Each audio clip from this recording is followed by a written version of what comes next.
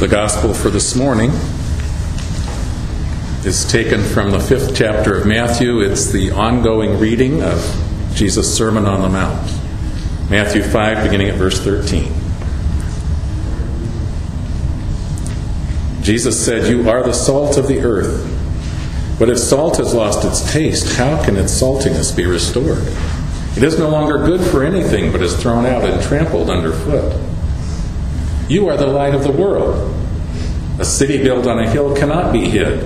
No one, after lighting a lamp, puts it under the bushel basket, but on the lampstand, and it gives light to all in the house.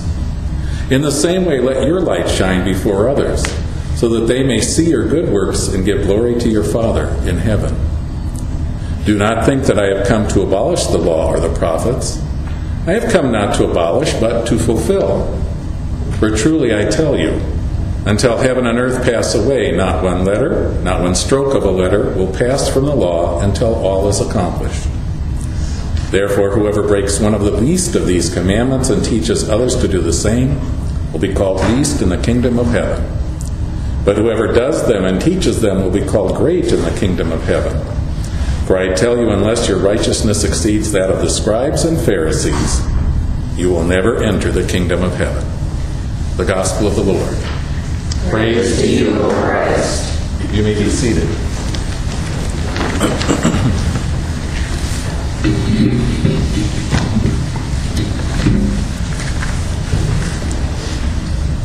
Jesus said to the crowd, "You are the light of the world. You are the light of the world." Well, last week I listed some of the people who might have been there, but mostly the people there, the people in the crowd, were common people. Fishermen, farmers, street merchants, women, children, poor people. Mostly common people. And Jesus said to them, "You are the light of the world." A group of common people near a remote village in an out-of-the-way region of the world. You are the light of the world. Talk about building up some self-esteem. Those first hearers must have thought, "Who, me? Us? This group? We're the light of the world?" But Jesus could see that people who followed him, who listened to him, would change the world. He knew that would happen. And here's the interesting part, because Jesus says the same thing to us this morning. We are the light of the world. Sounds like a big job, doesn't it?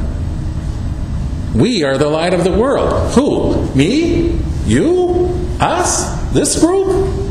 We're the light of the world? I don't know about you, but sometimes I think my light isn't all that bright.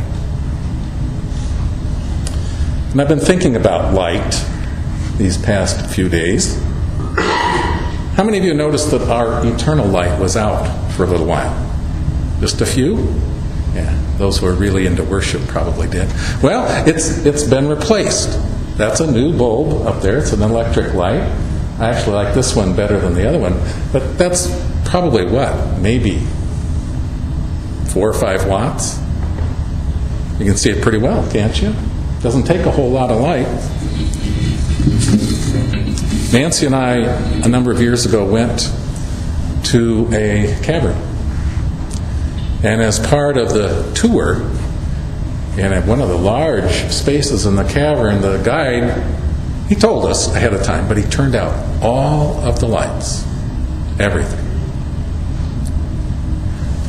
You could hold your hand right in front of your face and you couldn't see it.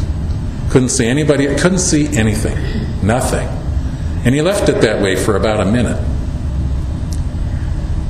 And then he turned on, he had a headlamp on his helmet.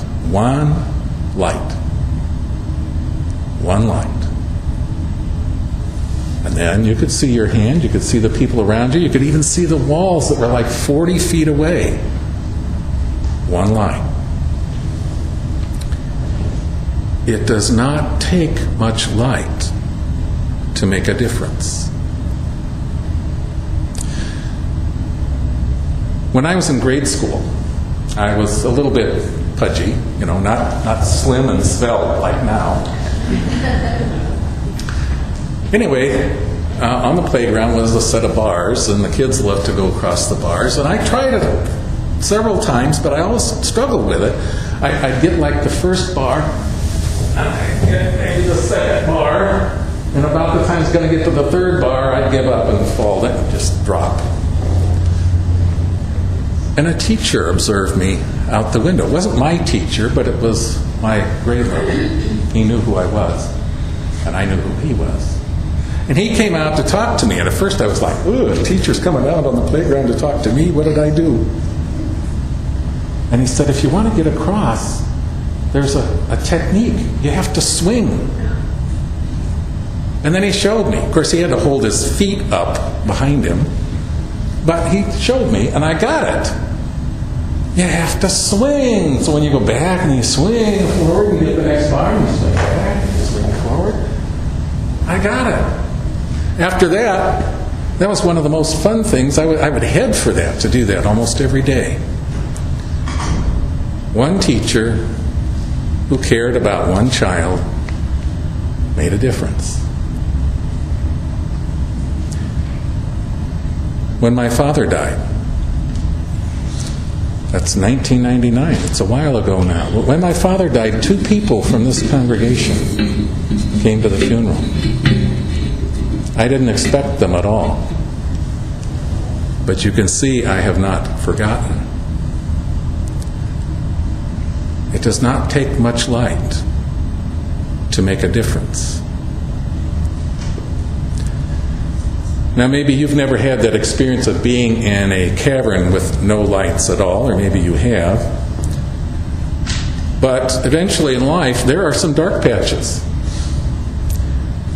Maybe you lost your job. Maybe your spouse asked for a divorce. Maybe someone died who you love dearly. Or maybe there's some other reason. Sooner or later, every one of us goes through some dark patches. And when you're in that dark patch and dark place, just a little help from someone, just a little light in your life can make a big difference. I think often when we think of being light to the world, we think of, big things like Martin Luther King Jr. or Nelson Mandela or Billy Graham. They were big lights in the world. And we may think we don't have anywhere near that kind of light compared to others. But I assure you that when Jesus tells us we are the light of the world, it doesn't take that much light to make a difference. And whose light is it anyway? It's not really our light, because everything we have comes from God. It's not our light. Jesus said He is the light of the world, and the light that we give off is really a reflection of His light. It's been described this way. Jesus is like the sun on a bright sunny day, like it is outside today. Jesus is like the sun. We're like the moon. And sometimes maybe we're a 16th of a moon, or an 8th, or a 4th, and sometimes maybe we approach full moon, but still, it's really Jesus' light being reflected off of us.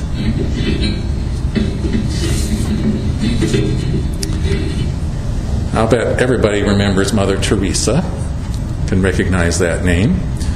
Very famous nun. I could have listed her up there with Martin Luther King Jr. or Nelson Mandela or Billy Graham. One time she was speaking to the heads of religious orders here in North America, heads of groups of nuns. And at the end of her talk, she was asking if there were any questions. So one of the nuns, now she was the head of an order, but one of the nuns said, "Yes, Mother. As you know, the religious orders here have been losing members. Yet your order keeps growing. It seems to be growing at a very fast rate. So what are you doing?" Mother Teresa looked at her and said, "I give them Jesus." Oh, the woman got a little flustered and said, "Oh, yes, I know. But Mother, take habits, for instance. Do the nuns in your order, do they object to having habits, or do they object to some of the rules you have in your order?" And Mother Teresa looked at her and said, "I give them Jesus." And the woman said to Mother Teresa, she said, "We're all aware of your fine work, Mother Teresa. We're all aware of it. But I want to know something else." And Mother Teresa said, "I give them Jesus. There is nothing else."